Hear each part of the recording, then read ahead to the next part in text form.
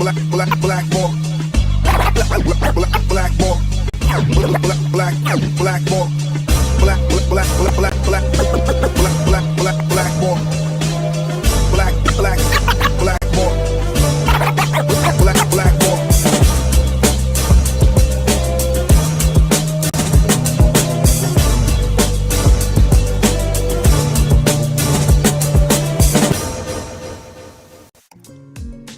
What is up, everybody? My name is James D. Fiore, and this is Blackballed, the Sherman Murders.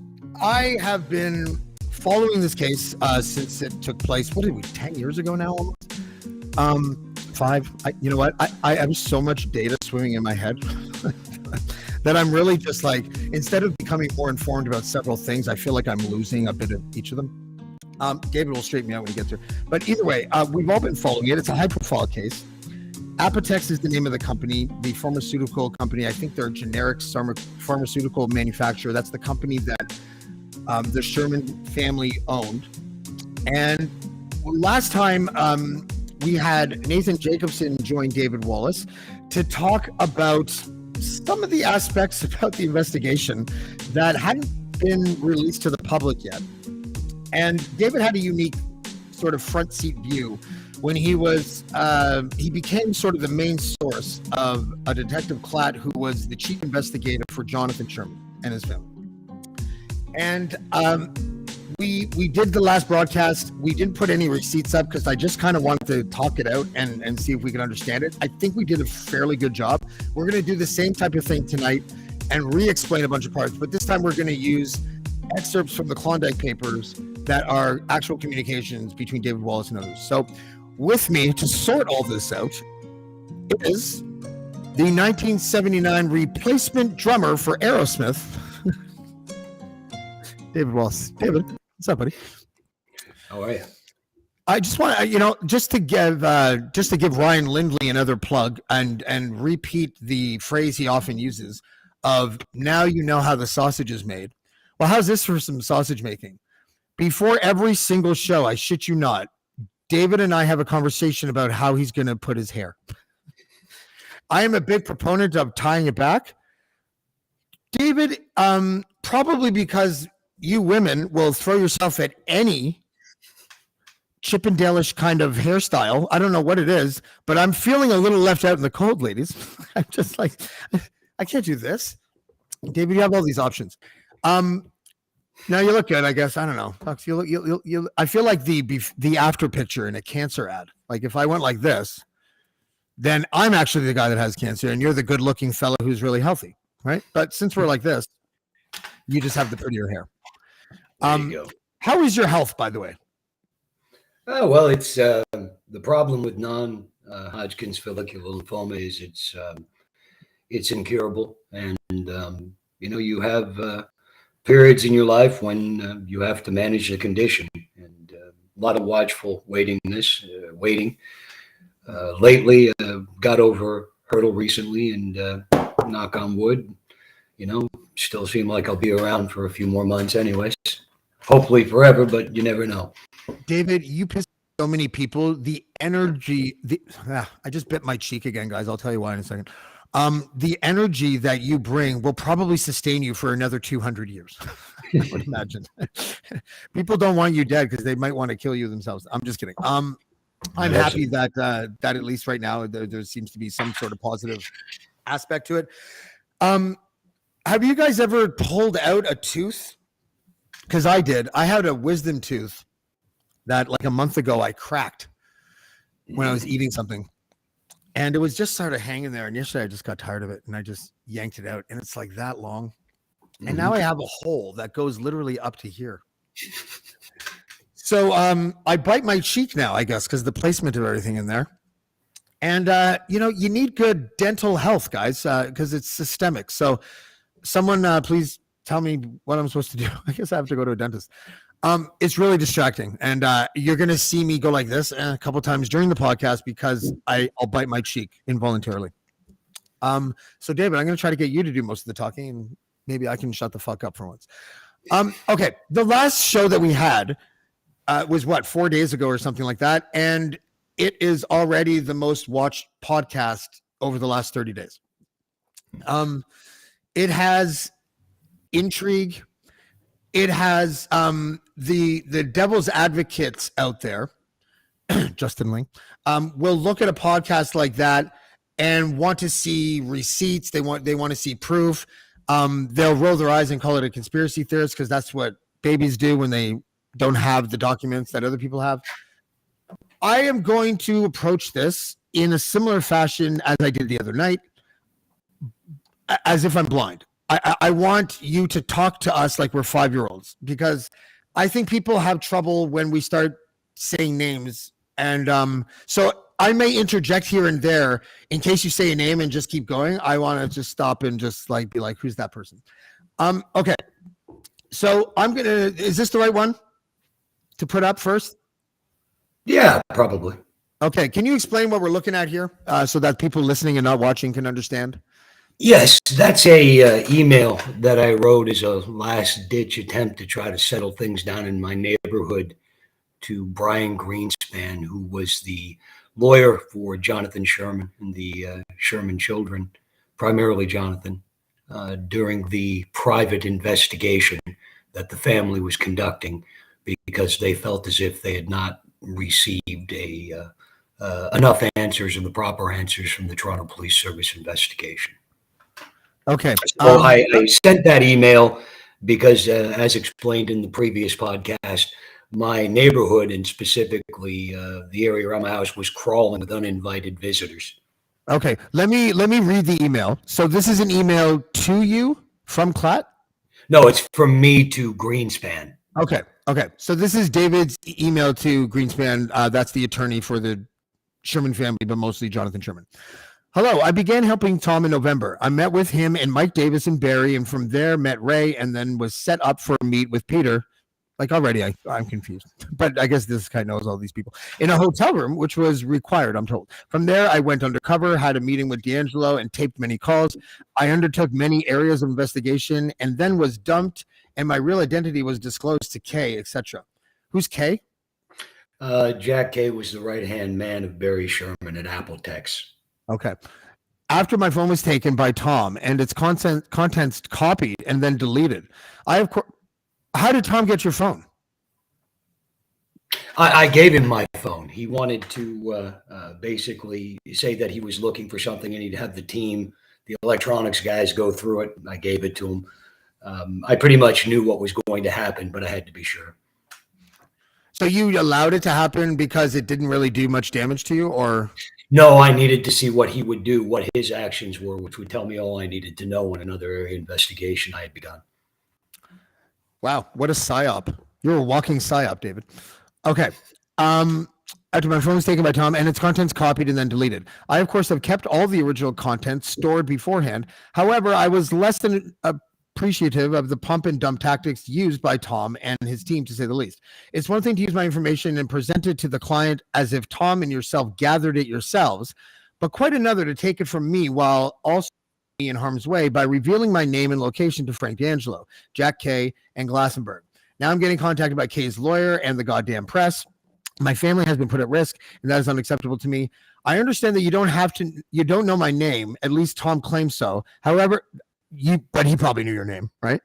I'm assuming so, yeah. A lawyer is probably going to be able to convince a cop to know your name. My family has been put at risk. However, I was promised a great deal, and I was paid blank through knowing how I was handled. I'm sure he claimed it was much more that I was paid. I think at this point, all the calls I recorded with Tom, Ray, D'Angelo, as well as all my meetings face to face with the team, henceforth accessible to any interested party. I deserve to be treated better, sir. I did this to help, and what I got was put in harm's way and dumped after making connections for your team. What prompted you to send that email to to Greenspan, the lawyer for the Sherman family? Well, we'd had the creepers around the house, and thanks to Nathan and the installation of many cameras and various other professionals who were also watching my house on my behalf, we traced a lot of the numbers back to some people who were under an investigator's employ. So it was very clear where the pressure, intimidation tactics were coming from. And when we did manage to question one of the people, they were really oblivious as to the reason why they were instructed to drive by my house, but they were told to drive by my house on a schedule and to make themselves obvious and then to drive off. It was clear intimidation. So I didn't know that existed. Like, I didn't know goons were like, you're on a need to know basis, goon. Just drive up and down the street. Like, that's, you know? Well, it turns out that these were just kids, and they were paid a certain amount of money, they said, for the night just to drive around. And it would be a core group of them, but they didn't really appear to have any understanding. Among those group of people, though, there were at least 4 private detectives we were able to identify.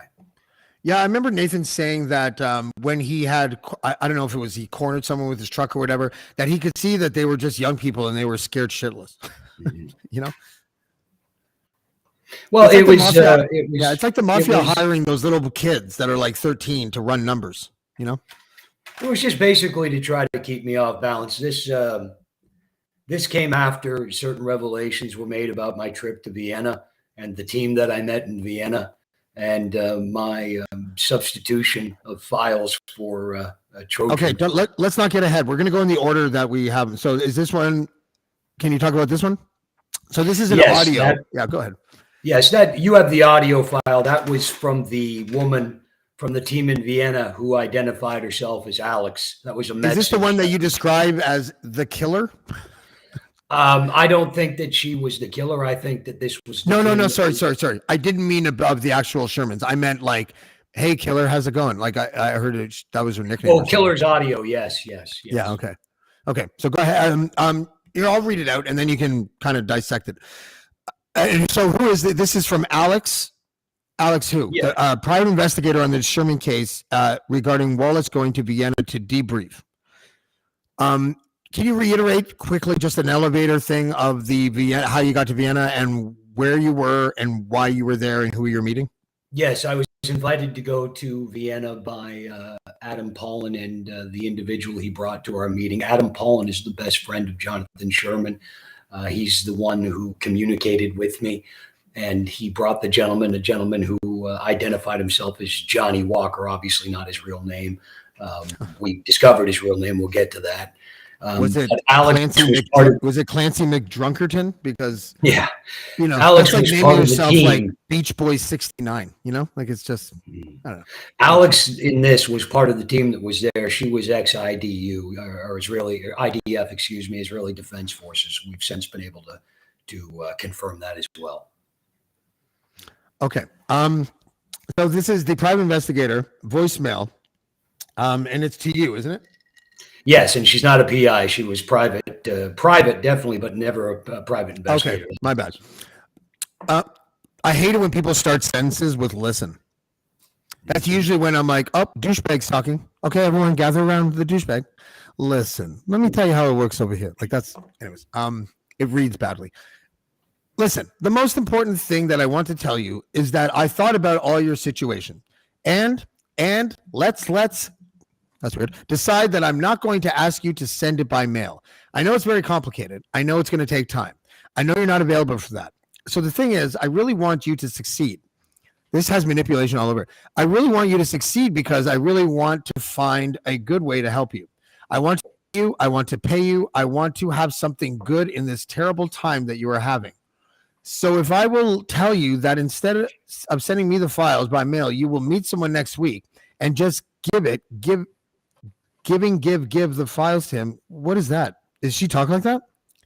I think it was, when you play the audio clip, you'll hear she. English is definitely not her first language. I just got a flashback to Mordecai Richler's children's book, Jacob Tutu Meets the Hooded Fang. But anyways, okay. And just giving the files to him, he will take the files and give the files to us. It will be much easier and much faster. I want you to take your time and deal with your own personal life right now, and when it will be a good time for you to deliver the files. Give me just 48 hours before you're planning to deliver it. And if she says deliver or files one more time, I'm going to lose it. I will ask someone I know, I will ask someone to meet you and take the files from you. If it's better for you, please let me know, and we will do it that way. I have the actual audio for these files that I think I'm going to just save for a part 3. I might as well. And sorry guys, the transcript here was done by like a computer, like an AI thing. I don't remember what program. So I apologize for the doubles and stuff like that. So, okay. Am I incorrect? Just the first thing that popped into my head, which I often spit out of my cry hole here, is that she was working you. There's a lot of compliments. I'm always wary when people compliment me. I'm like, okay, what the fuck does this guy want? She expresses empathy. These are two things I normally don't associate with like a special forces type of person or an intelligence type of person. Would I be correct about that?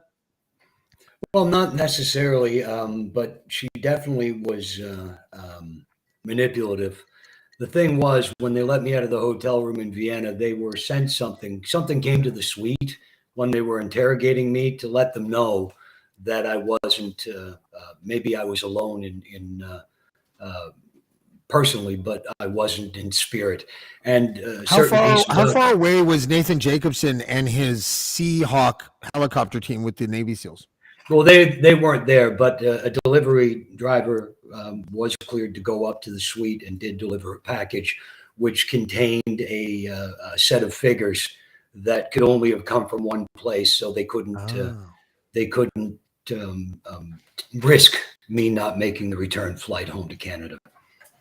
Sorry, connect that again. So the numbers they received a package as our debriefing was wrapping up, right along the time that I might have been wrapped up myself. The package came to the suite. The package that it contained information. It contained photographs of the team that had taken me for this debriefing. It contained photographs of the vehicles they had used, them outside of the International Hotel Vienna. Basically, they were well aware of the fact that people were aware I was in that room, and they were very close. Okay. Yeah. Okay, I got you. Did you send the figures? Maybe. You know what I love about you? I actually don't know if you did or not.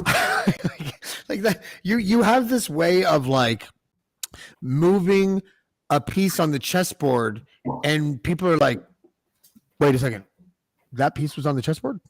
What's going on?" That's what this is. It's a game, and the people who've played it, they've played it very well for a long time. But 5 years is quite too long, I think, to have something like this outstanding. And I think it's time that we bring this game to an end. Yeah, I agree. Okay, so the significance again of that email is that she wanted to get all these files from you, and was using your health and your family issues and compliments as a way of cushioning you. Did you send her the files? No, of course not. That would be suicidal. Yeah. But she cares. I didn't want their money. It's never been about She clearly cares about you. Like, yes. you know, they all love you. You know, what's funny, just to the audience, David did a complimentary work job on me with the Patrick Brown thing. And I don't care. I actually think it's really fascinating that I was worked by David during the Patrick Brown thing, because I just, first of all, I don't have a dog in the fight, and I thought it was interesting. I so don't care that happened. But once you complimented me in the summer, and I was like, whoa. What's going on here? What's really going on here, David? And it turns out you were just complimenting me. So that was kind of fun. I have a hard time sort of surfing through the lies of people that are in that world, like this Alex person. Because I read that, or I would hear that. And as soon as I hear someone be all unsolicited in their politeness and compliments and everything like that, I immediately, like a radar goes up immediately. Why would a smart investigator or a smart intelligence officer, whatever she is, do that with a person that she's got is also keen to that kind of tactic? Well, you know, they've got to play the game. I didn't say that these were good people. The matter of fact that this team was recommended to them by a rabbi in New York who spoke to another rabbi who passed their names along. That's why the travel arrangements were made out of New York. Okay. All right. So I'm going to go to the next one, which is, can you explain what we're looking at here? Yes, this is a transcript of a conversation that I had with Frank D'Angelo. I'm not sure if this was a body wire conversation I had when I had dinner with him, or excuse me, lunch, or if it was a recorded conversation, one of the two. Okay. And it's D'Angelo in black? Yes. Okay. So D'Angelo, we'll start with D'Angelo, and then so it goes D'Angelo and then Wallace back and forth. Yeah, but you got to realize that in the end, Jonathan, all he gives a fuck about is. Can I do this? Can I do an Italian accent? It's not racist if I'm Italian, right? Jonathan's all he gives a fuck about is taking that lemon and squeezing as much as he can out of there. And you're like, he's very strange, this kid. I mean, I tell you, I look into these people, the way he does business. He does business with a fraudster, this man named Adam Paulin. He is a fraudster. So who is Adam Paulin again? He was Jonathan Sherman's best friend? He's Jonathan Sherman's best friend. They've been friends since childhood. Okay.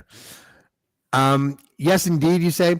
And Frank D'Angelo's like, I would love to solve this murder and have Jonathan's company and get a check for $10 million. Not for the $10 million, but then again, you see, between you and me, off the record, sorry about that, Frank. I have a bad feeling about Jonathan being a part of this. And David, you say, well, I certainly have looked at all this myself, and I get a bad feeling with these kids. I get a bad feeling with all of them, but this kid especially. And Frank D'Angelo says, he's narcissistic. He's bipolar. He lives like the Unabomber on a property that he made. Barry paid big money for him, and apparently he has a massive gun collection. Anyways, so, business is business. Everybody wants to make money. If there's a way that we can all make money, God bless America. Jesus Christ. He's like the dumbest mafia character. You know what? I retract all of that. I don't want to talk like this. What am I doing? Why am I needlessly putting myself at risk? Okay. And Frank is far from dumb. Trust me. No, I don't think he's dumb, but I mean, not at all. No, I don't think he's dumb. You know what? Whatever. Frank. And newsflash, he certainly wasn't part of the killing. We'll get that up front right away. Okay, because that's what I was kind of like, because I actually don't know. I don't fully understand his role. I don't think anyone really does. And we'll weed it out as we go. We don't have to do it right now. But give us an idea, though. Why are you guys even having this conversation? How did you guys meet? Through my investigation that I was conducting, I became aware of several recent and strange meetings between Frank D'Angelo and Jack Kay. Jack Kay being the right-hand man of Barry Sherman for decades, and not a fan of Mr. Frank D'Angelo. In fact, he had tried to talk Barry into getting rid of Frank over many years. He was a sworn enemy. But I caught wind of several recent meetings and had determined through some sources that Jack Kay was spending an enormous amount of time with Frank D'Angelo. And it was my understanding that there was a sort of a pact struck between the two. And there were allegations of financial assistance coming from one party, Mr. Kay, to Mr. D'Angelo. I was never able to confirm that, but they were certainly in lockstep. And Mr. D'Angelo offered to plug me in with Jack Kay when he got back from Florida on vacation. And so are you doing this while you're a secret source for Jonathan Sherman's chief investigator? Yes, I was. I was actually approaching it from the Russian angle. You see, shortly before Barry's death, a party made its way in and had a meeting with Barry that turned very loud and boisterous. And several parties that were present believed that it was a Russian group. It was, but it wasn't. A loud Russian party? Russian. Loud Russians? Loud Russians? That's impossible. Yes, apparently there was an argument. Over it was. bread. They thought it was elite, but I approached it through connections. I got Frank's attention through some connections that I used with Russian companies that vouched for me, and I approached him as a Russian national. Okay. Let's go on to the next one. Was it that one? Okay, this is a continuation of the conversation.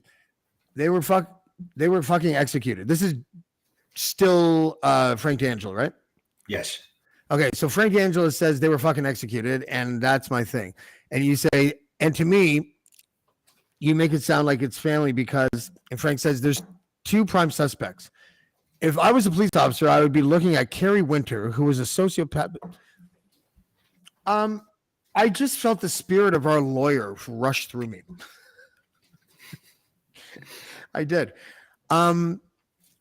Okay, it's just a transcript, and it's real. So I guess I can't. I mean, It's absolutely you've got the calls. okay. Is it okay that I tell the goon instead of me? I'll be waiting. I don't know. Okay, we'll just keep reading. And it's just the irony. And he hated Honey, and Honey hated him. That house inside out. And Honey hated the fact that Barry was feeding him and my family. But there you go. He did what he wanted to do with his money. And it's ironic to me that 2 weeks before Barry is executed, Carrie Winter went berserk when the judge threw the case out and then awarded Barry costs 2 weeks before Barry was murdered. And you say, absolutely. What type of professional hitman picks up the women who say her laptop? You say he hits her with the laptop. No, this is crazy. With a laptop, or I don't know if she had the laptop in her hand. And while she was in the bathroom, she was working on something, or she was planning a trip. I have no fucking clue. All I know is that I heard from this Joe Wormington that Honey used our laptop and bashed her face in. But then, who knows if that's true? That's what your Wilmington people say. Sorry, who's getting beaten in the face by who?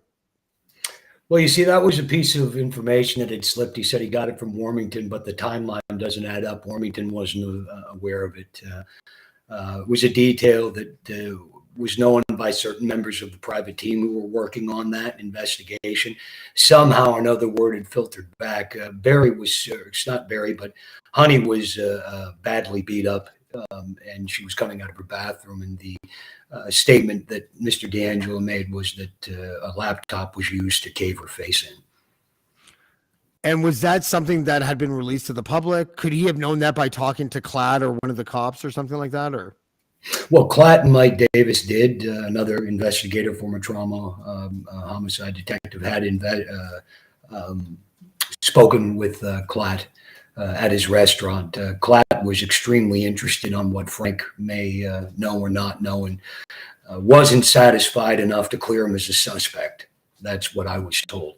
And while I was initiating the conversations with D'Angelo and we were getting closer to going on with this little charade, Clatt's wife, Tom's wife, who had been suffering from cancer for many years, passed away at this time. So I was kind of without his overview, and it was another member of his team who was watching my back. Okay. If you're having trouble following along, my only advice to you is to watch the podcast again and pause it, look stuff up, people, all that kind of stuff. But you've actually been doing a pretty good job, I think, in explaining the details. It's a complex case. It's difficult to actually explain it in such a way where it makes sense, because, I mean, when you talk about how many people had motive to just not like Barry, and it's like dozens, right? Like it's businesses, it's personal, it's family, it's everything. So that makes it kind of difficult. I had contacted the Toronto police today. I didn't hear back, to let them know that we were doing this and that we were going to be publishing, or at least talking about, information that they probably knew about that they hadn't released yet. Because I just wanted to see. They had me in camera. The Toronto police, October or November of 2019. I had given a significant amount of electronic evidence to the Toronto Police Service, and also brought to their attention the private team and the recordings, and they never followed up. And when my house was being stalked by these people, even though we provided them with emails, with photographs, with film footage, they basically they left me out to dry. Okay. And this is Frank D'Angelo continued. I'm going to tell you this, okay? Jonathan's got to be the stupidest fucking guy in the world. As far as I'm concerned, to have his own company being forensically audited, he's a fucking moron. Because of this, if his father did anything, it's going to come out and it's going to make them look bad. I'm sure that they'll catch all the rats that worked there for years and years, and they were stealing stuff, and if it's a forensic audit, fuck, Jack Kay's in deep shit. Alex is in deep shit. Craig Baxter is going to be arrested, and they're all going to be in deep shit. And then you say, this Alex, he's still there, is he not? And Frank says he's still here because he knows where all the bodies are buried. I had baited Mr. D'Angelo. I had convinced him that Jonathan Sherman and the private team were ordering a forensic accounting. That's where he slipped and fed me the other names, which, of course, I followed up his information and could see indeed that there was a great deal of theft, counting in the hundreds of millions of dollars that had been taking place slowly over a course of decades. Okay. So that was this one, I think. Yep. And we'll move on. This is all part of an audio transcript that we also have, that I thought it would be more beneficial to read it and discuss it than listen to audio and press pause. So we'll bring that to you guys probably next week. Okay, so Frank again. My opinion is whoever murdered Barry murdered him because he wanted their money fast. And if Jonathan got himself $50 million in debt to Barry in July and August when he bought the property on Eastern Avenue, he didn't want to carry it anymore. The best way to get that loan to be forgiven is to kill him. Okay, I want to pause there. I want to know why, if you believe that Frank is onto something, or if you think that this is just one of the aspects of the case that makes it confusing. And also, do you think Frank D'Angelo is going to be pleased that we are playing this or talking about this on a podcast? Seriously. Well, probably not, but in the grand scheme of things, I mean, after going through Frank with a fine-tooth comb, I found that he was indeed telling the truth. He had nothing to do with the murder. He did have also a loyalty to Barry. Barry was his friend. I mean, that's something that I was able to... Didn't he finance his movies? He did indeed, and they had a personal friendship, and Barry got a particular kick out of Frank. I mean, I spent a significant amount of time on Frank D'Angelo, and Frank did indeed. He was trying to get. He had some ideas and some insights. He knew that there was a theft that had taken place. He knew that some of these people, but Frank again was in a very good position with Barry, and didn't try to rock the boat because Barry had some very complicated relationships with all these employees. Okay, I'm just explaining to someone in the comments that it's oh yeah, I can talk. I don't know why I just typed. It's not an email. This is the audio transcript of a phone call between David and Frank D'Angelo. And the reason why Frank D'Angelo probably said all this stuff on the phone is because he was unaware that David was recording the conversation, I would imagine. Am I allowed to ask you if this was one of the conversations? Because you said the Russian angle. Yes. Weren't you playing like an actual character in this particular situation? Yes, I was, because I had come through. Frank had checked out my bona fides through Moscow, and I had some people back there who fed him employee IDs, things of that nature that came back. So he fully believed that I was a Russian national in the employ of a certain oligarch in Russia. I heard one of those recordings in 2019, and I'm like, I think that's David Wallace. I think that is David. Because we weren't speaking. We weren't like enemies. I was just like, wow, that David Wallace character was quite a character. And then you were out of my life, and yeah, that was a strange time. Okay. So Frank clearly seems to be concerned that something happened to Barry at the hands of someone that Barry knows, maybe possibly a family member or whatever, but he's mostly spitballing, right? Like he's not making an accusation. I think he's just throwing something against the wall just to make a point or see if it will stick. With certain inside knowledge that Frank had, he was making some connections that he thought might make sense.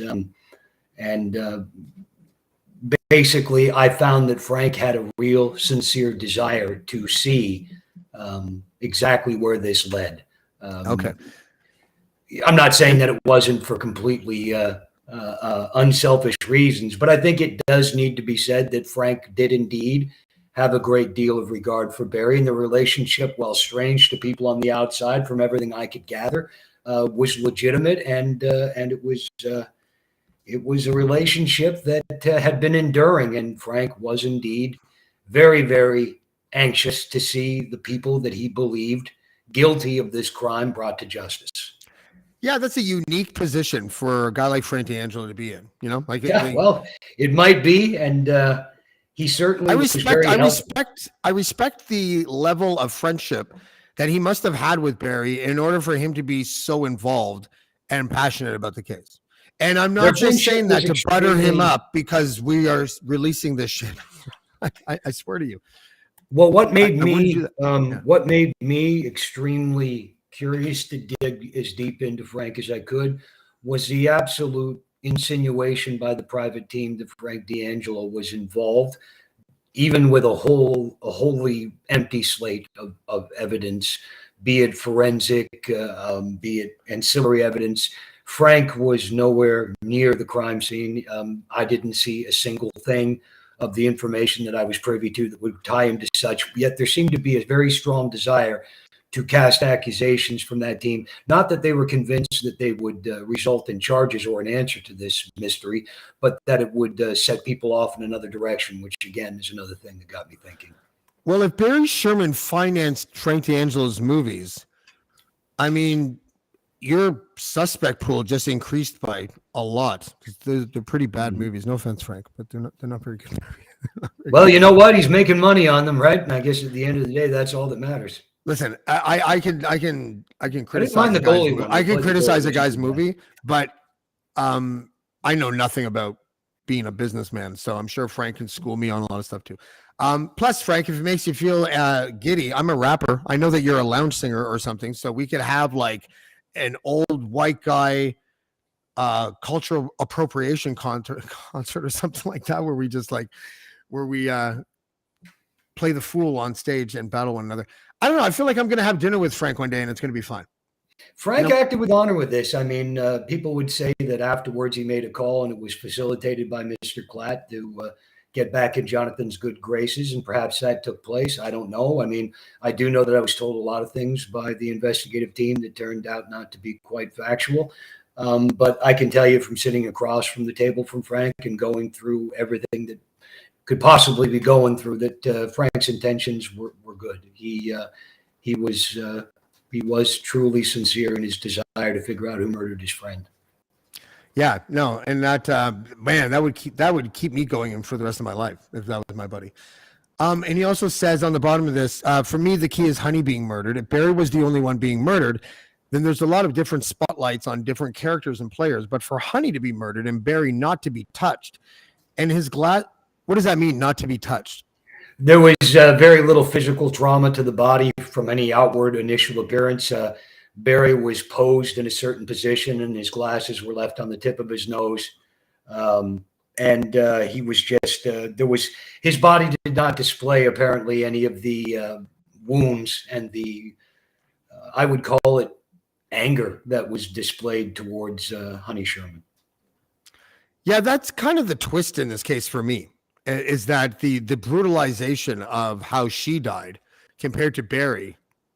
Well, because the financial theft had been left in Honey's purview. She was they were making moves. Honey was making moves, and Barry had acquiesced to this.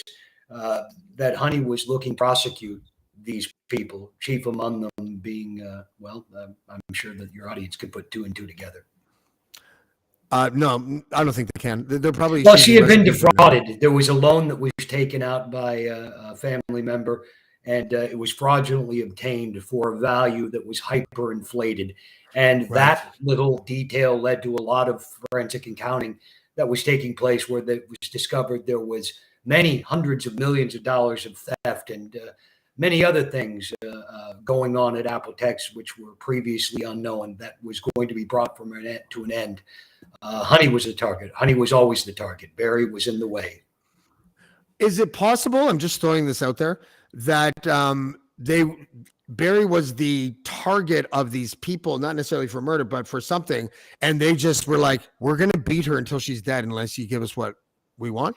No, not at all. None at all. This was a robbery. Am I too evil for thinking a that? robbery. Honey was the individual who was going to sort this out once and for all. You see, another family member who may or may not be involved became obligated to another group. That group, hence the reason the sale took so long, various pieces of the business were chiseled off, and various other underworld schemes where dollars were.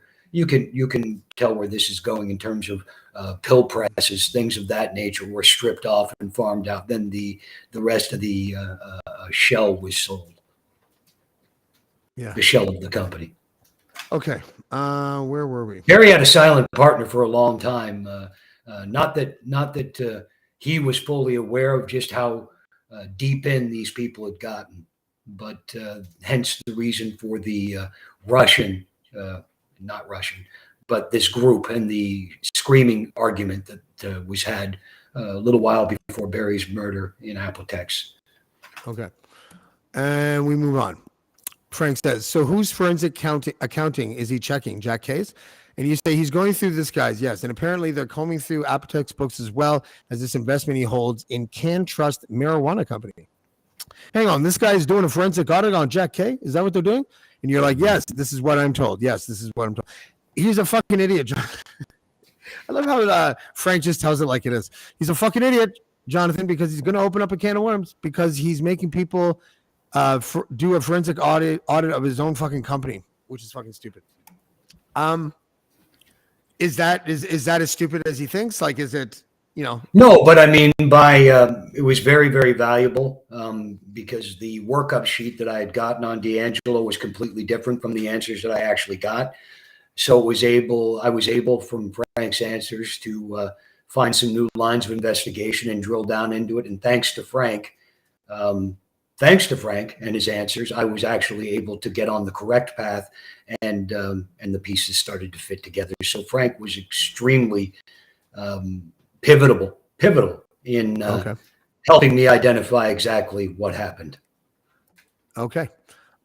And it's Frank Delangelo again. You're like, hey, how is that? Oh, you're right, like a cop. Are you a cop? And you're like, no, I'm not a cop. Remember that in the old days, that urban myth? If you're with an undercover, someone you think is undercover, and you ask them, are you a police officer? They have to say yes. That was bullshit, right? They don't have to say yes. Mm-hmm. David? Yes. No, I mean, this is, I think this might actually be audio from the body wire from our first actual physical meeting. Okay. Because you're basically lying to him the whole time. It's like, are you a cop? No, that's the truth. English is your second language. That's a lie. Your first language is Russian. Okay, where in Russia are you from? I was born about 108 kilometers outside of Moscow in Evansk. Yeah, I've never heard of it. 108 kilometers. I think the software got that all wrong, but yeah. With these translating devices. With that kind of astonishing detail, how could that be a lie? It's approximately 108 square kilometers. I've been to Moscow. He says Moscow is a beautiful place, especially this time of year. Oh, that's it. You're a Russian agent, clearly. Frank says, so. I don't know. Listen, if they get Jack K, then that means that they're going to get Craig Baxter, and to get Craig Baxter means they're going to get Alex.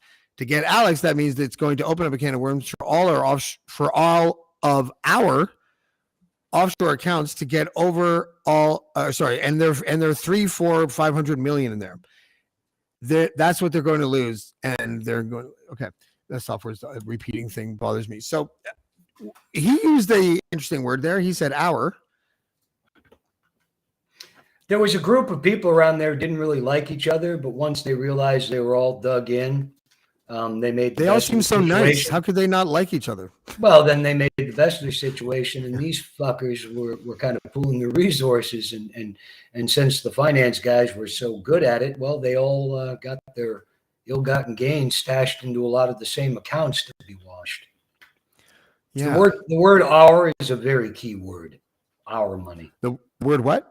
The word that was used there, our accounts, and that's what I mean. Our, yeah. So he's got a stake in the game now, as of that moment.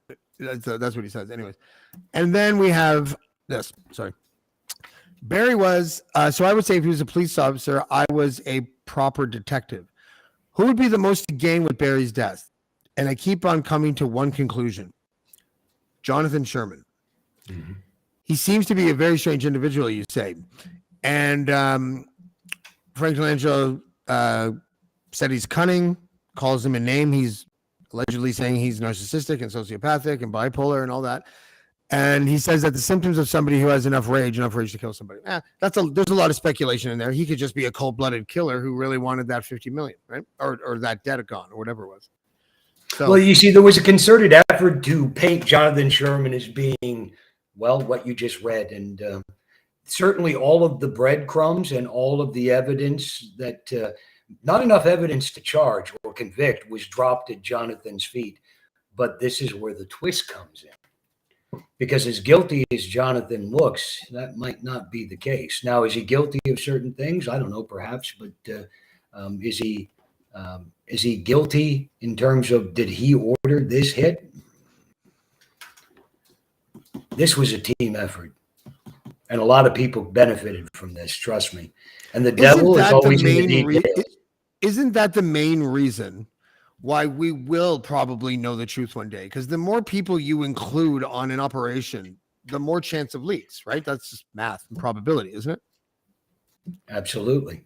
But let's just say that a lot of people didn't speak up because they were guilty of certain crimes internally in that company. Jonathan Sherman, was he like ever named in a newspaper report as a possible suspect? Kevin Donovan has alluded to it. I don't think he's ever come outright accused him, but the tone of the article is certainly focused on Jonathan Sherman from the start.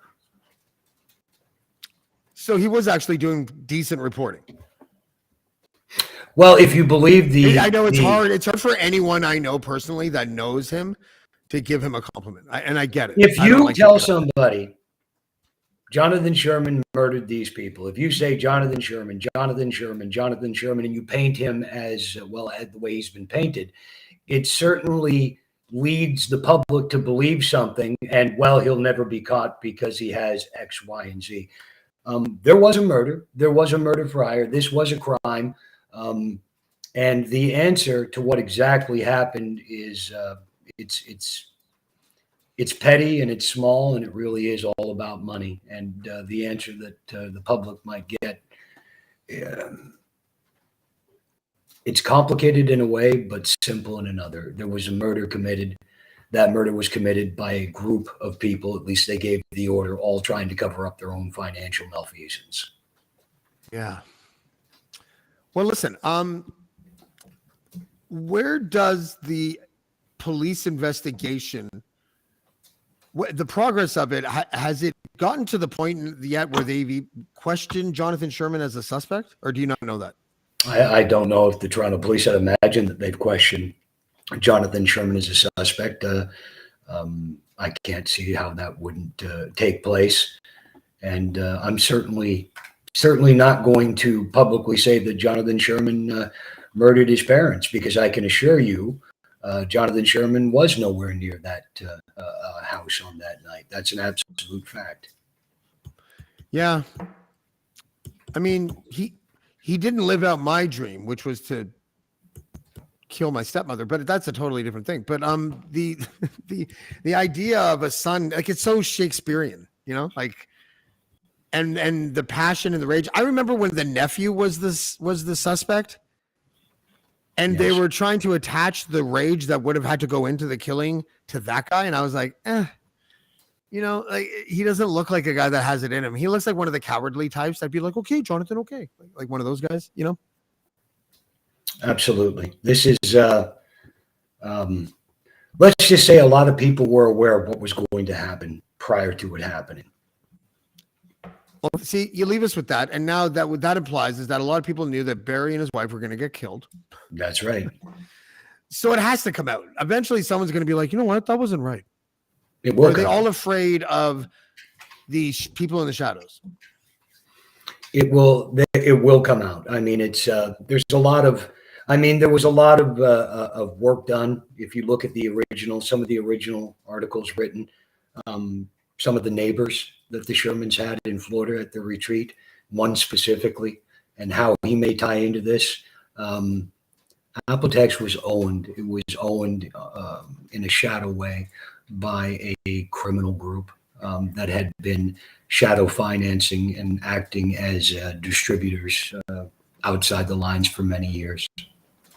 Yeah. So just to sort of bring it back home, there were accusations and I think evidence of counterfeit and in some cases expired medications that were put in the market that they shouldn't have been. Instead of utilizing the write-off option with expired medication, they were just selling it to see if they can make more money. Absolutely. And it was unbeknownst to the distributors, wasn't It it? was unbeknownst to Apotex. I mean, some of it was their stuff, but there was a lot of it that was being. But you see, the problem was a lot of the pills that made it to market were actually stamped on Apotex pill stamps machines, the presses that they have. And from what I can ascertain, several presses had gone missing from certain facilities, one in Winnipeg, a couple in Toronto, but they were, let's just say, unaccounted for. Not stolen, just unaccounted for. And by the way, what a really shitty, like, black market business to be in. You know, terrible. like, hey, is this life-saving medication? Let's make fees, or let's give you expired ones. I don't know. Well, how do you think drugs like fentanyl make it in such massive batches? The precursor chemicals. Do you think they're all coming in barrels by criminal gangs? No, they're being brought in through drug companies. Yeah, and then they're sold I know. to criminal organizations. A lot of people at home make their fentanyl now, which give me the Apotex or something, or whatever it is, right? Some quality control. Okay. Yeah. So side effects of murder. Yeah, that's right. Please stop using this product if you end up dead. Right. This, to me, then, just sort of, I don't want to sound like a Nancy Grace, because I don't want to be tabloid about it. But it is interesting. Some people's potential motive are more interesting than others. Would you agree with that, at least? Absolutely. Okay. And this one happens to be Jonathan Sherman, just the interesting facets around him. David, we're going to go, but we're going to keep plugging away on this. There's other stuff in there as well. We're going to come back the next time that you're on and play the audio, because I think the audio will probably do. But I feel like I should reach out to Frank D'Angelo and just let him know, please don't make me swim with the fishes, and try to be a good sport about it. I don't have any animosity towards you. In fact, quite the opposite, and I'm not just saying that. Well, you know what is funny? You know what's really funny in the sense hold that... on, let me just finish that thought. If my best friend was killed, I would do exactly what he's doing. So that's all I'm saying. I would be on there calling someone that I suspected of something a sociopath and a narcissist. Like there's no doubt in my. So yeah. No, what's funny is how maligned Frank was, and how I was pointed at him, so to speak. And told many things, and his reputation, which truthfully, though, it's kind of funny that when you look into it and go really deep into it, like I did, you see that Frank acted incredibly honorably for his friend. In fact, more so than other people who claim to be shining paragons of virtue. What Frank did was it was honorable. He was a good Italian. Never doing anything untoward. Well, he was a good guy, at least for Barry. He seemed to be a true friend, which I think Barry was sort of lacking. I mean, so my hat's off to him in that way. Your book's not always what you can't judge it by its cover, right? No, but you should, because if it's good artwork, that means that the publishing company paid extra money to put it on there. That's true. And an author told me that at a conference like 10 years ago. She's like, do you ever judge a book by its cover? And I actually told her, yeah, I do. Because if I like the picture, it'll make me want to open the book. And she's like, oh, yeah, no, you have to. She's like, if they spend money on artwork, then they think it's going to be a bestseller. So I was like, okay, good to know. And it's Frank D'Angelo's hands are clean on this completely. I agree. I just touched my nose. Guys, I can't stop telling jokes. I have a tooth and a hole like this big in my face. It could all go at any minute. So I'm going to make it worth my while. Talking about a case that's actually really serious. But listen, the reason why we did it is because these facets of these elements of the investigation are not being talked about on mainstream outlets or regular news or whatever. And very well be a good reason for that. To be honest with you, since I'm not privy to any of the other investigation notes, maybe the cops had a good reason to keep all this information under wraps. Oh, they did. Well, they should have called me back. I called them, just like throw it up and we did a little bit, but like they had an excellent I reason. called them. They have an excellent reason not to call. What is that reason? You might as well say it. Well, we're going to do a few more shows, but we're laying down okay. the rocks, and I'd imagine that when it's done, that there'll only be one answer, and I think that that'll be very, very apparent. You look like the cover of a romance novel, and it's called The Tease, right? Because now we don't know the answer until the next time that you're on Blackballed. David, we'll talk soon. Thanks for joining us today, brother. I appreciate it. Tally-ho. Cheers. All right, David Wallace. Confused? Yeah, me too. The way I'm looking at it is that, okay, there's a guy named Barry Sherman and his wife named Honey. Several people, businesses, whatever, organizations had reasons to be like miffed at Barry. So there is a lot of people with motive. There are only a small pile of people, though, that benefit financially from their death. So that is probably one of the focus that the police, but I don't know. This is all speculation. I literally know nothing about how the police operate, except I think that they're trained badly and often come out a little bit more militant than they should. But in this particular case, it's been many years and they haven't, it doesn't feel like they've gotten anywhere, at least what they've released to the public. I'm sure there's definitely more behind the scenes. So we will continue to report the underground files of the Sherman murders. And we'll have something next week. Okay, so this week coming, I have Melissa Lauren on tomorrow night, actually. Melissa Lauren is a jazz singer, vocalist, artist. She is also a buddy of mine from the rave scene, actually. We had the same circle of friends. It wasn't all just like, it was like a crew of friends that we all hung out with. And I love Melissa. Melissa is one of those people that was just like, what do you mean someone looked at Melissa? I'll get on the next flight because she's that nice. And she's got a beautiful daughter and a wonderful husband who plays with her as well. So she'll be on tomorrow. And we have Casual Fridays on Friday. Is that it? Wednesday, Thursday, Friday. Look at that. And then next week, I'm kind of excited about this. Not kind of, I'm really excited about this. We have a man named Michael Price on the show. And he's going to come with...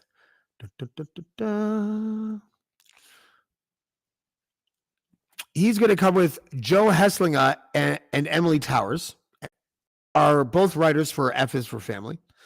Michael Price is a writer for F is for Family. And he is also, he has been a writer for The Simpsons for like 20 years. The last note that he sent to me says, I'll touch base with the writers. And once I know they're in, I'll check with Bill. He's talking about Bill Burr. And I'm like, literally like, oh my God. Oh my fucking God. Like in my brain. And I say, okay, fair. Yeah, whatever.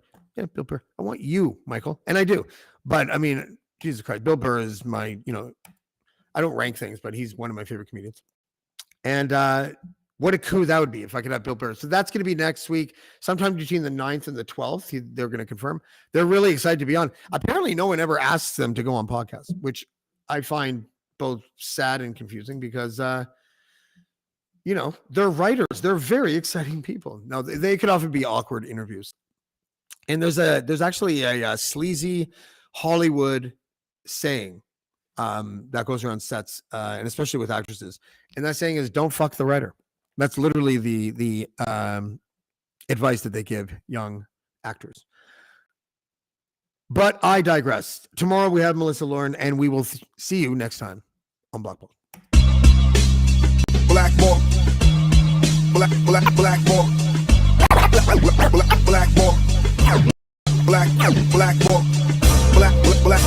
Blackballed.